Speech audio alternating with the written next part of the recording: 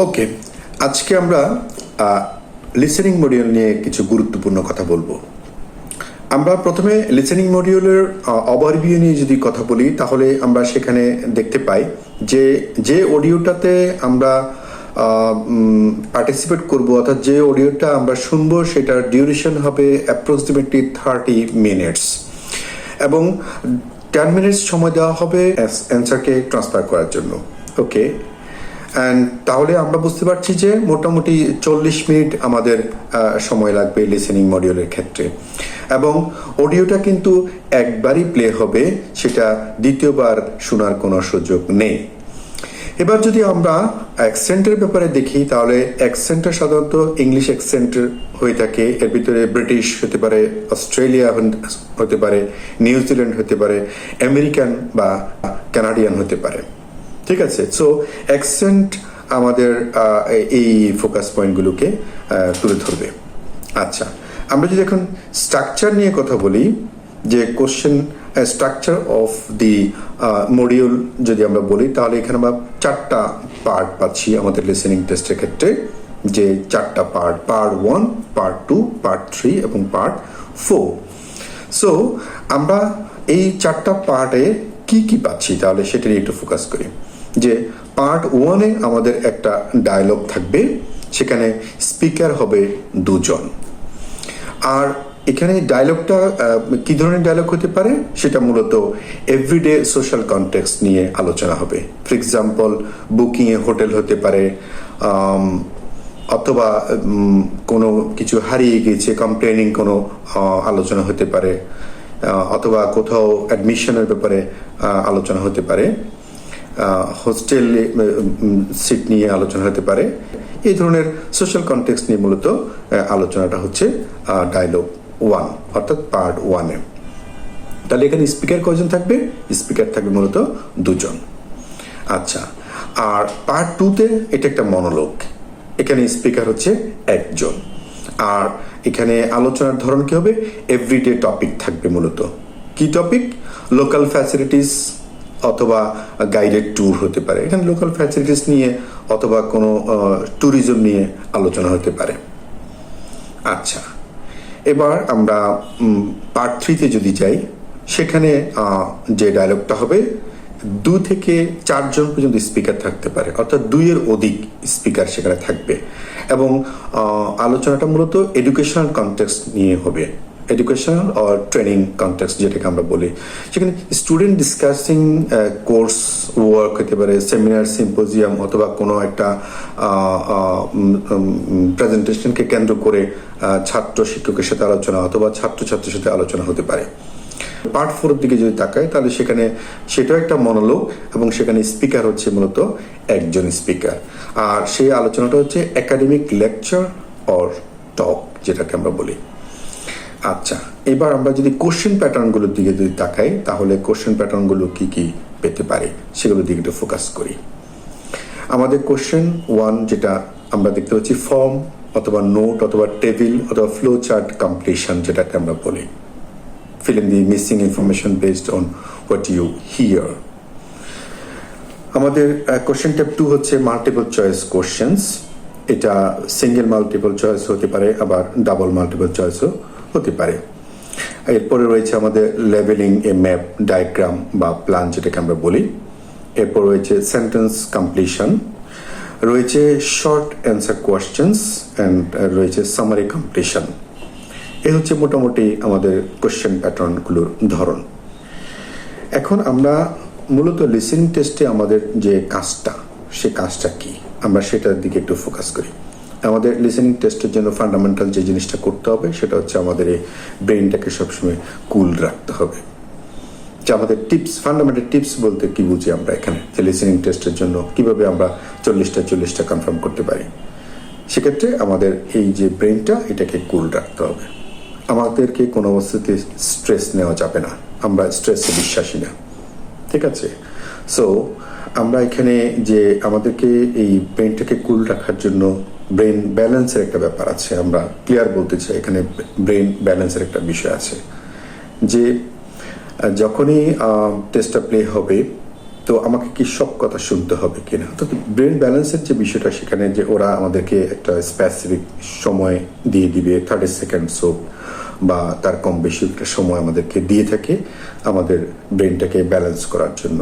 অর্থাৎ এটা আমরা পরবর্তী কোশ্চেনগুলো চেক করা বলে অথবা সামনের দিকে এগিয়ে যাওয়া বলে, যেটাই বলি না কেন।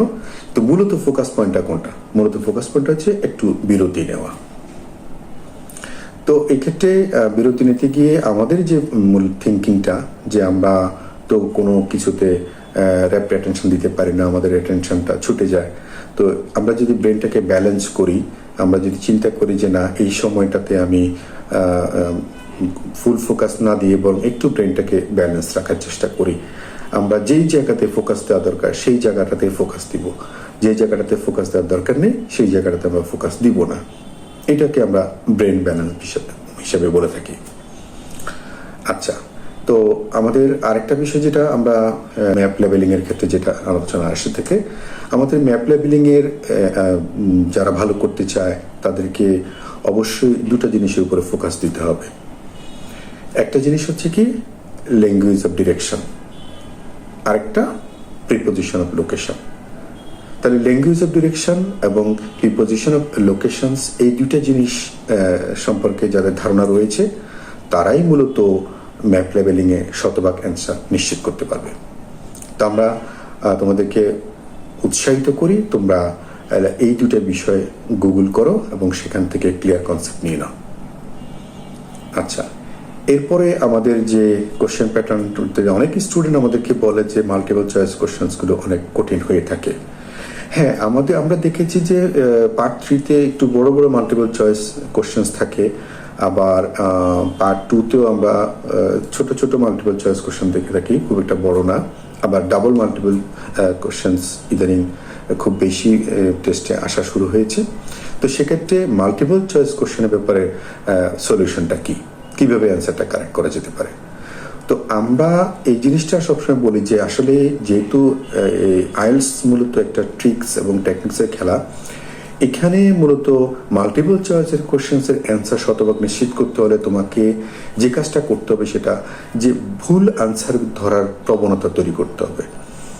অর্থাৎ সঠিক অ্যান্সারের পিছিয়ে না ছুটে যদি তুমি ভুল অ্যান্সারগুলো ধরতে পারো, তাহলে আশা করি তোমার অ্যান্সার শতভাগ নিশ্চিত করা সম্ভব হবে। এটার কারণটা কি? অর্থাৎ আমাদের আলোচনার মধ্যে দেখা যায় যে, যেহেতু ট্রিক্সের ব্যাপার বলেছি আগে, ওরা এমনভাবে ভুল আনসারগুলোকে আমাদের চোখের সামনে তুলে ধরবে যেন আমাদের কাছে মনে হবে যে এটাই সঠিক আনসার, এটাই সঠিক আনসার। আসলে কিন্তু এটা সঠিক নয়, এটা ভুল আনসার। তো আমি যদি ভুলটাকে ধরতে পারি এবং সেটাকে ইলিমিনেট করে দিতে পারি, তাহলেই তো শুদ্ধটা ধরার পসিবিলিটি আমার চলে আসে। তা আমার টেন্ডেন্সিটা কি হওয়া উচিত? আমার টেন্ডেন্সিটা হওয়া উচিত মূলত আমি ভুলগুলোকে ক্যাচ করতে পারছি কিনা, ভুলগুলোকে ধরতে পারছি কিনা। ভুলগুলোকে ধরবো, সেগুলো কাটবো, ভুলগুলোকে ধরবো, সেগুলো কাটবো, কেটে কেটে কেটে কেটে আমি নিশ্চিত হব যে বাকি যেগুলো থাকবে সেগুলো মূলত অ্যান্সার। ফর এক্সাম্পল, আমি যদি বলি যে 3টা অপশনের মধ্যে আমাকে অ্যান্সার একটাই হবে, তো আমি ভুল ধরতে গিয়ে একটা শুধুমাত্র কাটতে সক্ষম হয়েছি, আর বাকি 2টা রয়ে গেছে, আমি সঠিকটাও ধরতে পারি না। এক্ষেত্রে আমার অ্যান্সার হওয়ার পসিবিলিটি কতটুকু, শুদ্ধ হওয়ার পসিবিলিটি কতটুকু? তো আমি বলতে পারি যে হ্যাঁ, যেহেতু 2টা রয়ে গেছে এবং সঠিক কোনটা সেটা আমি নিশ্চিত না, তাহলে সেক্ষেত্রে আমাদের চান্স হচ্ছে 50-50 চান্সেস, যে অন্তত পক্ষে এটাও বলতে পারবো যে আমার সঠিক হওয়ার চান্স 50%। আর যদি একটাও ধরতে না পারতাম তাহলে তো কি বলবো আর আছে। তো আমরা এই মাল্টিপল চয়েস কোশ্চেনের ব্যাপারে বলবো যে তোমরা শুদ্ধ বা সঠিক অ্যান্সারের পিছিয়ে না ছুটে তোমরা ভুল আনসার ধরতে শিখো এবং সেগুলো কেটে দাও, দেন সঠিক অ্যান্সারটা নিশ্চিত করো। আর একটা কথা যেটা, যে মাল্টিপল চয়েস কোশ্চেনের কোশ্চেনের কিওয়ার্ডটাকে হাতের মুঠে নিয়ে নাও এবং অ্যান্সার যে অপশনসগুলো রয়েছে সে অ্যান্সারের অপশনগুলোর কিওয়ার্ডগুলোকে হাতের মুঠে নিয়ে ক্লিয়ার কনসেপ্ট নিয়ে নাও। কোশ্চেনের ক্লিয়ার কনসেপ্ট নিয়ে নিলা এবং অপশনগুলোরও ক্লিয়ার কনসেপ্ট নিয়ে নিলা, কিওয়ার্ডগুলো ধরে ধরে। দেন এটা খুবই সহজ হয়ে যাবে তোমার অ্যান্সার তৈরি করার ক্ষেত্রে। আচ্ছা, আর যেটা আমরা ফিল করি যে আমাদের লিসেনিং এর ক্ষেত্রে আমরা পার্ট 4 নিয়ে অনেকে আমাদের কাছে বলে যে এটা খুব স্পিডি হয় পার্ট 4টা। তো সত্য কথা যেটা আসলে এখানে যিনি স্পিকার ওনার আলোচনাটা স্পিডি হয়, ওনার যে কনভারসেশনটা এটা একটু স্পিডি হয়, ইটস ট্রু। বাট কিন্তু কোশ্চেন অ্যান্সারগুলো ধরা এতটা ডিফিকাল্ট কিছু না। এখানে আমরা অনেককে 10টাতে 10টাও পেতে দেখেছি। এটা কিভাবে পসিবল হয়েছে? এটা পসিবল হওয়ার পিছনে যুক্তি হচ্ছে যে স্পিকার যেই স্পিডে কথা বলে সেই স্পিডের সাথে যদি নিজেকে অ্যাডজাস্ট করে নেওয়া যায়। এটা পসিবল তখনই যখন বারবার প্র্যাকটিস করা হয়। আমরা যদি পার্ট 4টাকে বারবার প্র্যাকটিস করি এবং স্পিকারের যে স্পিকিং ফ্লোটা সেটা যদি আমরা ধরতে পারি, তাহলে এটা খুবই সহজ যে 10টাতে 10টাই অ্যান্সার কারেক্ট করা পসিবল। তাহলে আমাদের এখানে আবার আমি যদি ওনার ফ্লোটাতে যদি নিজেকে অ্যাডজাস্ট করতে না পারি, তাহলে আমি থেকে যাব সামনে, উনি চলে যাবে পিছনে, অথবা আমি পিছনে চলে আসছি, উনি সামনে রয়ে গেছে। তো এটার জন্য একমাত্র সলিউশন হচ্ছে যে স্পিকারের স্পিকিং স্পিডের সাথে নিজেকে অ্যাডজাস্ট করে নেওয়া। আর তার জন্য কি করণীয়? তার জন্য করণীয় হচ্ছে বারবার করে প্র্যাকটিস করে ওই স্পিকিং এনভায়রনমেন্টের সাথে নিজেকে অ্যাডজাস্ট করে নেওয়া। তাহলে অ্যান্সার 10টাতে 10টাই কারেক্ট করা পসিবল। আর সবচেয়ে টাফেস্ট মডিউল, টাফেস্ট পার্ট যেটা পার্ট 3 নিয়ে আমাদেরকে অনেকে কোশ্চেন্স করে যে পার্ট 3টা খুবই ডিফিকাল্ট, সেটা অ্যান্সার করতে পারি না। তো এক্ষেত্রে আমরা মনে করি যে হ্যাঁ, পার্ট 3টা একটু ডিফিকাল্ট হওয়া কারণ হচ্ছে এটাই যে এখানে বক্তার সংখ্যা একটু বেশি, যে এখানে 2-এর অধিক বক্তা থাকে, 2জন, অ্যাটলিস্ট 2জনে, 3জনও হতে পারে, 4জনও হতে পারে। তো কোন বক্তা কোন কথাটা বলছে সেটা ধরাটাই এখানে হচ্ছে ডিফিকাল্ট। তো এই জায়গা থেকে বেরিয়ে আসতে হলে কি করতে হবে?